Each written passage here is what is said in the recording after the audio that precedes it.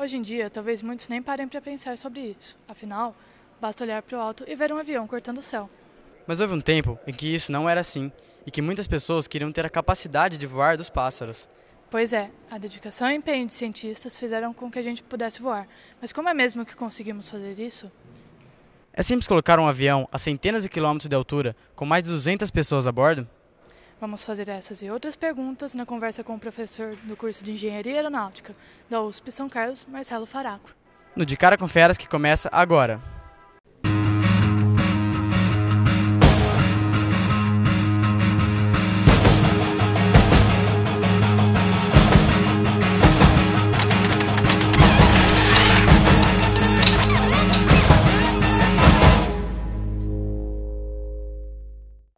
Bom, muito obrigada, professor Marcelo, por nos receber hoje. É um prazer. Gostaria de primeiramente saber o que o aluno de Engenharia Aeronáutica aprende a fazer. Olha, a engenharia aeronáutica envolve muitas atividades. Então, a primeira coisa que salta aos olhos é a aerodinâmica. Os aviões têm que ser aerodinâmicos para ter sustentação e para ter pouco arrasto. Além disso, materiais é uma coisa muito importante, porque os aviões têm que ser muito leves. E, por exemplo, atualmente se desenvolvem novos materiais na área de compostos que são muito importantes para a engenharia aeronáutica. A outra coisa que um aluno tem que aprender é parte de controle. As superfícies de comando do avião também são complicadas de se projetar, isso tudo requer muito conhecimento mesmo de controle, especialmente agora com as novas tecnologias que atendem pelo nome de fly-by-wire, que é o controle através de computador dos aviões. Então, a aviônica, por exemplo, é uma área muito importante também. E tudo isso acaba culminando no conhecimento de manutenção, que também é uma coisa muito importante para o engenheiro aeronáutico. E a base desse conhecimento está principalmente na matemática e na física. Então, um aluno que vem para a engenharia aeronáutica tem que gostar de matemática e de física. A engenharia aeronáutica é um curso novo aqui na USP, mas ele é um curso novo aqui no Brasil também? Olha, é um curso novo na USP, mas as atividades de pesquisa em engenharia aeronáutica no Brasil são muito antigas. Elas remontam à década de 30. Havia um instituto ligado à USP, ligado especificamente à Poli, que até hoje existe, é o IPT. E lá havia um laboratório de madeiras na década de 30 e naquela época os aviões eram feitos de madeira. Então ali naquele laboratório se iniciou as atividades de engenharia aeronáutica, de projeto de aviões no Brasil. E lá pela década de 50 é que começaram as atividades no ITA. Então aí foi o primeiro curso estabelecido de engenharia aeronáutica. Na década de 60 e 70 as atividades do IPT migraram para cá, para São Carlos. Então aí iniciou-se as atividades de pesquisa aqui em São Carlos. O curso mesmo de engenharia aeronáutica é bem recente, se iniciou em 2002. Mas vê que tem um histórico muito grande. E na verdade a engenharia aeronáutica na USP é mais antiga do que no ITA. Qual a demanda no Brasil para esses profissionais? Eu acho que a demanda é muito grande. A gente pode pensar o seguinte: você acha que daqui a 20 anos vai haver mais aviões no mundo ou menos aviões? Muito mais aviões. Então esse é um mercado que somente cresce. O engenheiro aeronáutico no Brasil ele consegue bons empregos em 3 setores principais.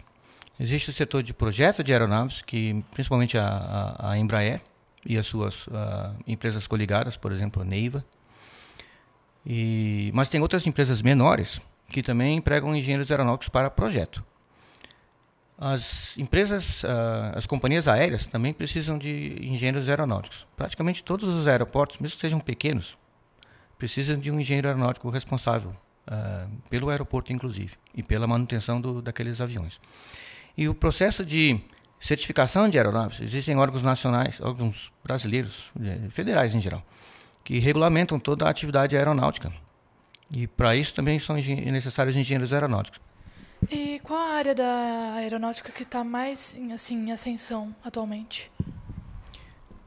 É até difícil escolher poucas, mas eu vou falar de 3. Uma delas é a aviônica. A aviônica é uma área muito importante. Isso tem a ver com o controle de aviões através do uso do computador. Uma outra área muito importante é a área de novos materiais. A gente chama esses materiais, são materiais compósitos. São materiais que têm fibras especiais que conferem certas propriedades especiais aos materiais, e esses materiais podem conferir uma grande rigidez, só que com pouco peso. Então são materiais ultra leves e ultra resistentes. A terceira área eu deixei para o final, porque essa está mais ligada com as coisas que eu faço, que é um conceito novo de projeto de aviões que em inglês se chama Greener by Design, que é o projeto ecológico. Isso está ligado com três coisas, principalmente. Uma é a redução de poluição no ambiente dos aeroportos, também com a redução do impacto na mudança climática e, por fim, a redução de ruído nos aeroportos. Então, esse conceito, quer dizer, um avião ecologicamente correto, é um conceito novo e que eu acredito que vai dominar o mercado nos próximos 10, 20 anos. Professor, nós vemos em notícias que a demanda por voos no Brasil tem aumentado por ser mais simples. E no Brasil tem fábricas para poder atender essa demanda ou precisa importar aviões? O Brasil tem fábricas para produzir aviões. A Embraer é uma grande fábrica. Mas o Brasil não precisa produzir todos os aviões que ele vai utilizar. Na verdade, as fábricas de avião que existem são fábricas mundiais. São fábricas que produzem aviões para o mundo inteiro. Então, a Embraer ocupa um certo nicho de mercado, que é aviões até mais ou menos 110 passageiros. Mas os grandes voos, as linhas com maior demanda, precisam de aviões maiores. Esses a Embraer não produz. Esses são importados, produzidos principalmente ou exclusivamente pela Airbus e pela Boeing. Professor, como que um avião com aquele peso todo consegue se manter nas alturas? Olha, uma resposta simples para isso é que o formato da asa confere a seguinte propriedade, que quando o avião está em velocidade, na parte superior da asa existe uma baixa pressão de ar e na parte inferior da asa existe alta pressão de ar. Isso é por causa do formato da asa. E por causa dessa diferença de pressão, quer dizer, alta pressão embaixo, baixa pressão em cima, isso resulta numa força para cima. E é essa força que mantém o avião no ar. E essa força, ela é proporcional à velocidade do avião ao quadrado. Por isso é importante que os aviões sejam velozes. E também, como eles são muito velozes, é possível atingir obter essa força de sustentação, mesmo para forças de sustentações tão grandes que possam levar todo o peso, sustentar todo o peso do avião, com todos aqueles passageiros e todo o combustível que tem que ser levado. Professor, qual a diferença dos aviões de antigamente, que eram feitos de madeira, para os aviões de hoje em dia, que são feitos com os materiais novos? Olha, os aviões antigamente eram feitos de madeira, porque a madeira é, na verdade, um material muito resistente e muito leve. Com o tempo, foi possível desenvolver ligas de alumínio que permitiram, então, construir os aviões de metal. Isso facilita muito o projeto, porque você consegue produzir aviões muito maiores. Os aviões de madeira eram tipicamente pequenos. Atualmente, esses materiais compósitos que eu havia falado no início, eles, em certa medida, eles tentam reproduzir o comportamento da madeira. A madeira é formada por fibras, e esses materiais compostos também são formados em fibras, que conferem propriedades parecidas com a da madeira. A madeira ela é mais rígida e numa certa direção, num certo alinhamento das fibras, e mais flexível no outro. E isso é muito importante para os aviões. Professor Marcelo, eu vi que o senhor trabalha com a parte de ruídos de aviões, você já citou isso. E eu queria saber se essa sua pesquisa tem como, assim, principal motivação melhorar a qualidade de vida de quem mora perto de aeroportos? A história do avião é o seguinte, em termos de som. O som produzido pelo avião, ele aumenta muito com a velocidade do avião. E também aumenta muito com o sistema de propulsão a jato. Então, no início da década de 60, iniciou-se a produção em série de aviões a jato. E isso esses aviões foram muito mais ruidosos do que havia sido antecipado. Daí surgiu o desenvolvimento dos aviões da propulsão turbofan. Mas, atualmente, com a demanda, com tantas linhas, você imagina que tem muito mais aviões, todas as cidades querem ter os seus aeroportos, os aeroportos querem ficar cada vez maiores, as cidades também querem ficar cada vez maiores, existe ali um grande conflito. Uma coisa é o que se exige para produzir o avião. Então, de fato, o avião passa por um processo de certificação que exige que ele atenda certos níveis de ruído. E a cada 10 anos, mais ou menos, a legislação muda e quase sempre o salto é em torno de 10 dB, e isso é muita coisa. Mas tem algo mais do que isso. Os aeroportos mais importantes, que são aqueles aeroportos em que as principais operadoras de avião querem voar, eles impõem restrições ainda maiores do que aquela que a legislação internacional estabelece. Cada aeroporto pode ter os seus padrões. Então, por causa disso, existe uma demanda muito grande para a redução de ruído nos aviões. Então, a empresa aeronáutica está, de fato, preocupada com atender a legislação. Mas a legislação ela é motivada pelas questões das populações próximas aos aeroportos nas grandes cidades. Isso é que está realmente levando o mercado e a legislação a se tornar mais exigente. Professor, o que faz a aeronave fazer tanto barulho? Existem várias fontes de ruído numa aeronave. Uma das fontes é a turbina, a propulsão. Isso até pouco tempo atrás era a fonte mais ruidosa. Ainda é a fonte mais ruidosa na decolagem.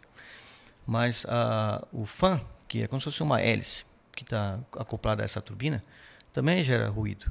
E a câmara de combustão, que faz a combustão, que realmente consegue mover essa turbina, também faz ruído. Além disso, os trens de pouso também são fontes muito ruidosas.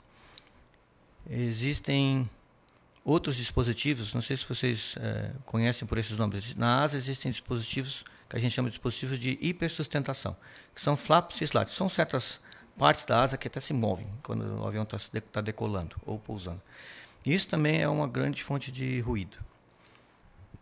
Em relação ao ruído, quais as pesquisas que você vem desenvolvendo?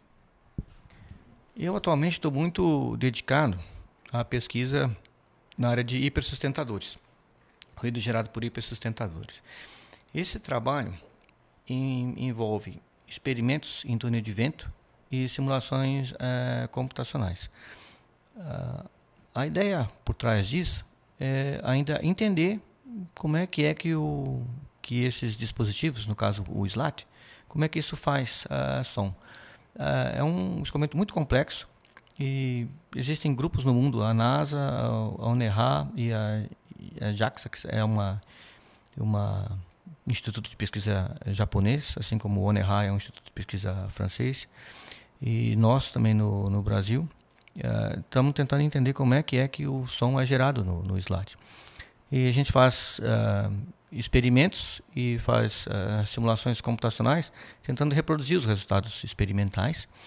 E no estudo computacional a gente consegue maiores informações. Na hora que a gente consegue reproduzir os experimentos, a computação nos dá uma riqueza maior de informações e nos permite entender um pouco mais como que esse dispositivo faz som. E atualmente o que a gente ainda faz é tentar dividir esse SLAT em vários pequenos fenômenos, tentar separar ele em caixinhas que a gente consiga entender. E não existe só uma fonte de ruído no SLAT, existem, que eu sei, pelo menos uns quatro mecanismos diferentes de geração de som. Outra coisa que a gente também faz é verificar se pequenas modificações no SLAT têm ou não têm impacto. Por exemplo, quando a gente estuda o SLAT no túnel de vento, ele é uma coisa que a gente chama limpa. Na hora que você tem que colocar isso no avião, existem vários outros dispositivos que têm que ser colocados. Existem selos, existem suportes, existem dispositivos para evitar a formação de gelos. E todas essas coisas têm um impacto que pode ser significativo no som geral do SLAT. Professor, a possibilidade de aumentar a potência dos aviões e, simultaneamente, abaixar o ruído deles? Esse é um grande desafio. Mas aumentar a potência dos aviões realmente é contrário aos interesses de reduzir ruído. Então não seria correto afirmar que quanto maior o avião, maior seu ruído? Não, não seria correto afirmar. Seria correto afirmar que quanto maior o avião, mais tecnologia vai ter que ser colocada nele para que ele atenda os níveis de certificação. O que acontece é o seguinte: os aviões são tão ruidosos quanto a legislação permite ou quanto os aeroportos permitem. Então, se o seu avião é pequeno, ele às vezes faz muito ruído, porque já está atingindo a legislação, você não está incomodado, nem você, nem os compradores, nem os passageiros, nem os operadores de aeroportos. Mas, quando os aviões são muito maiores, eles ainda assim também têm que atender os requisitos de baixo ruído. E aí, muita tecnologia é utilizada para atingir esses objetivos. Se a gente usasse essa mesma tecnologia nos aviões pequenos, a gente conseguiria reduzir ainda mais o ruído deles. Mas eles se tornariam muito mais caros. Professor, a maior possibilidade de conseguir empregos nessa área no exterior, ou o Brasil consegue abranger esse mercado de engenheiros aeronáuticos? E eu acho que o engenheiro aeronáutico tem que pensar que o seu mercado de trabalho é o mundo. Porque se existe uma crise, se ele está na Embraer, existe uma crise e existem demissões, ele não encontra uma outra empresa para trabalhar no Brasil do mesmo porte e vai ter que procurar fora do Brasil. Então é preciso ter essa flexibilidade.